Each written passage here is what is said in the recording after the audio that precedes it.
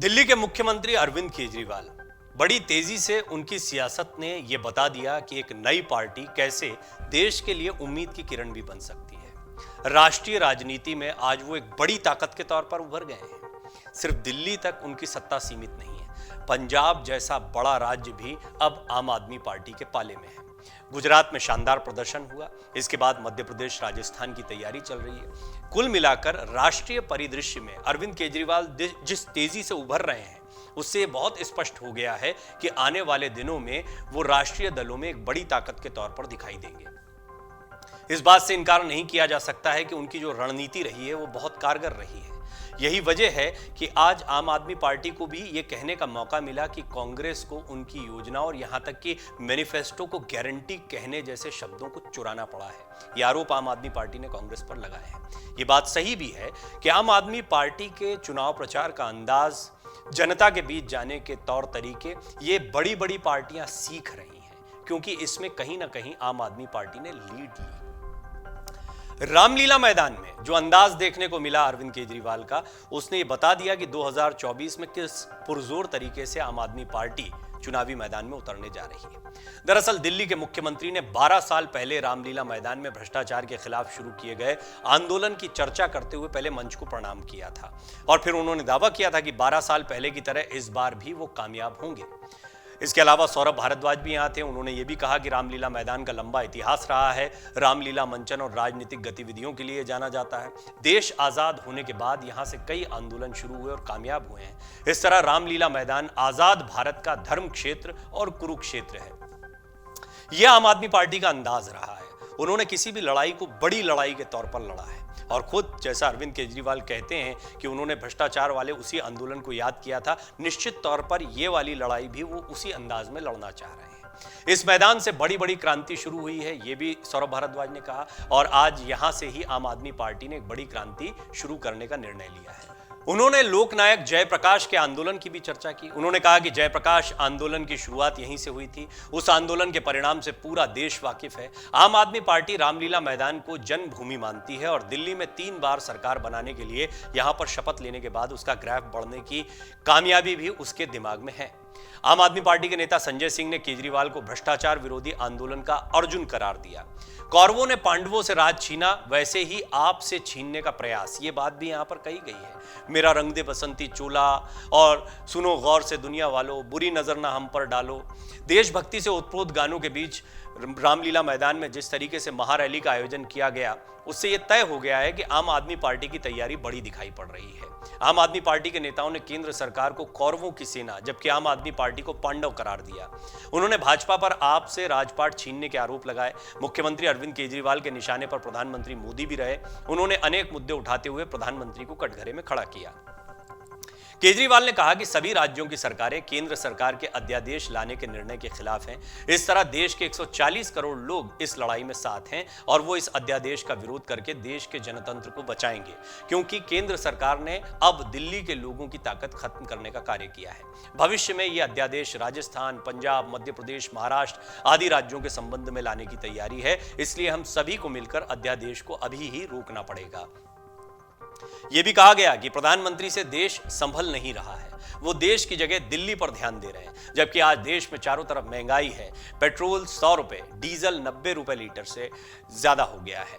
दूध, सब्जियां सब महंगी हो गई हैं। एलपीजी का सिलेंडर 1000 रुपए से ज्यादा हो गया है। देश में चारों तरफ बेरोजगारी, भ्रष्टाचार फैला है, लेकिन इन्हें कुछ समझ नहीं आ रहा है कि इसे कैसे दूर करें।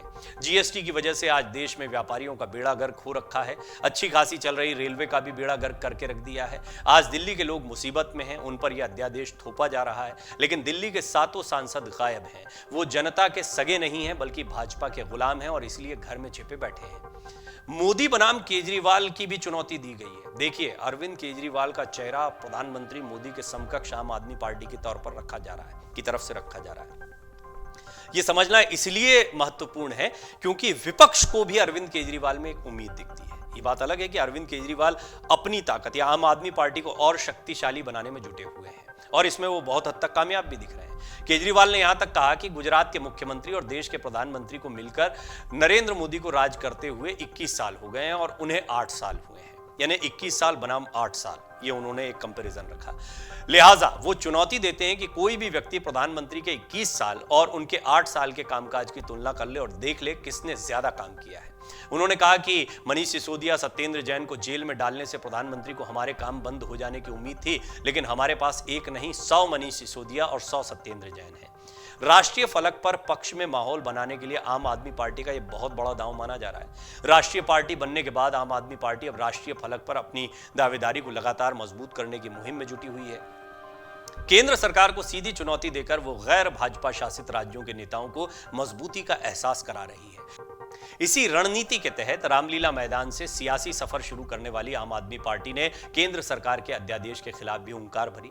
राजनीति के रणनीतिकारों का कहना है कि आम आदमी पार्टी ने महारैली कर आगामी लोकसभा चुनाव में पूरे दमखम के साथ उतरने की तैयारी कर ली है।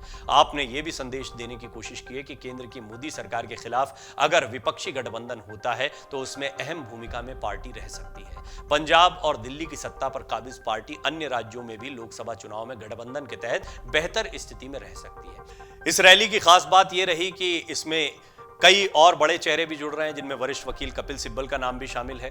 कपिल का नाम कांग्रेस के दिग्गज नेताओं में शुमार रहा है। हालांकि कांग्रेस ने महारैली से दूरी बनाई। रणनीतिकारों की माने तो आप नेता लगातार कांग्रेस की खिंचाई करते आए हैं।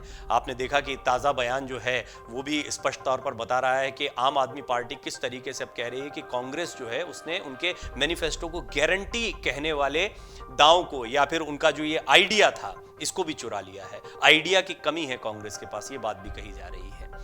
ये बात भी सही है कि कांग्रेस के विकल्प के तौर पर भी आम आदमी पार्टी उभर कर सामने आई है, इससे कोई इनकार नहीं कर सकता है। 2011 में खुद केजरीवाल ने इसी रामलीला मैदान में तत्कालीन केंद्र और दिल्ली की कांग्रेस सरकार और नेताओं के खिलाफ मोर्चा खोला था। अन्ना आंदोलन में भ्रष्टाचार के आरोप तत्कालीन केंद्रीय मंत्रियों पर लगाए गए थे। ऐसे में उस मंच को कांग्रेस कभी साझा नहीं कर सकती है, ये कांग्रेस की मजबूरी दिखाई पड़ती है।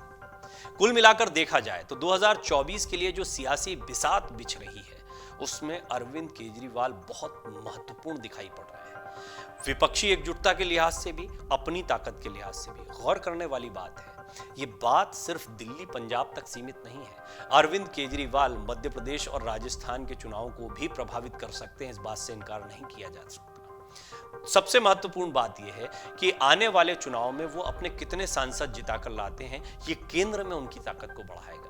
अरविंद केजरीवाल का जो काम करने का स्टाइल रहा है, चुनाव प्रचार का जो तरीका रहा है, उसने लोगों को प्रभावित किया है। और एक बार ये कहा जाता था कि दिल्ली में एक बार तो आ गए, अगली बार नहीं आए, अगली बार और ताकत के साथ में आते हैं, पंजाब भी जीत लेते हैं। इससे बात साफ हो जाती है कि कहीं ना कहीं वो मतदाताओं का भरोसा जीतने में कामयाब हो रहे हैं। अब देखना होगा उनकी आगे की सियासत कैसे आगे बढ़ती है, 2024 में उनको कितनी कामयाबी मिलती है और ये जो महारैली का महादाव उन्होंने चला है, ये उनके लिए कितना फायदेमंद साबित होता है। अमर उजाला अब आपके टीवी पर भी। अपने स्मार्ट टीवी पर YouTube पर सर्च करें अमर उजाला, चैनल सब्सक्राइब करें और देखें ताजा खबरें, वो भी HD क्वालिटी में। और हाँ, बेल आइकन दबाना ना भूलें ताकि हर खबर हो आपके घर।